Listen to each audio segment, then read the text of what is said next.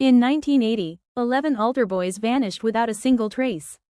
No witnesses, no clues, nothing. But 26 years later, the FBI returned to a forgotten grave, and what they uncovered inside shocked an entire town.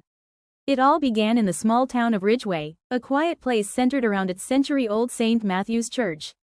The 11 boys who served as altar boys here were well-known sons, brothers, classmates, part of the town's heartbeat.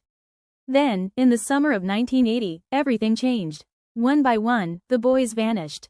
No signs of struggle, no notes, no bodies. Parents reported them missing within hours, but every lead turned into a dead end. For weeks, the town was in chaos. Search parties combed forests, lakes, and abandoned buildings. The national media got involved. Rumors spread, fear grew, but nothing broke the case. Fade to black. And despite the massive search effort, the investigation eventually went cold, leaving 11 families with no answers, and a town haunted by what happened. For 26 years, the case sat untouched, forgotten by everyone except the families. But then, something changed. A former church member came forward with a disturbing testimony. She claimed she'd kept silent for decades out of fear. But now, she was ready to talk.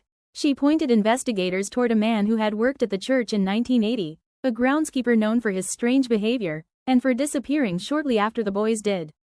Her story matched rumors the town had whispered about for years.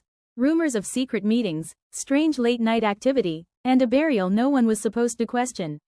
That was enough for the FBI to reopen the case. And within weeks, they identified one grave, one burial, that didn't add up. After decades of silence, the FBI made a shocking decision to exhume a grave connected to the long-cold investigation.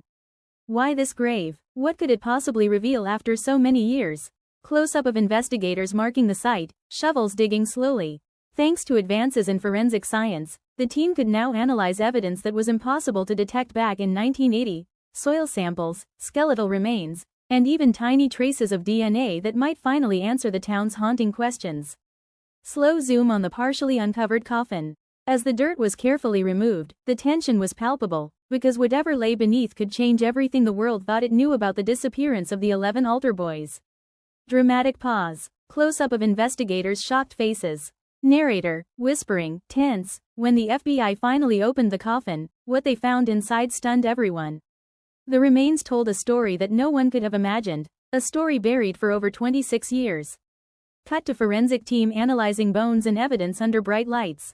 This discovery didn't just provide answers, it raised new questions. New leads, previously hidden connections, and evidence pointing to a person of interest, all long overlooked. Slow pan across old newspaper clippings, photos, and crime scene sketches.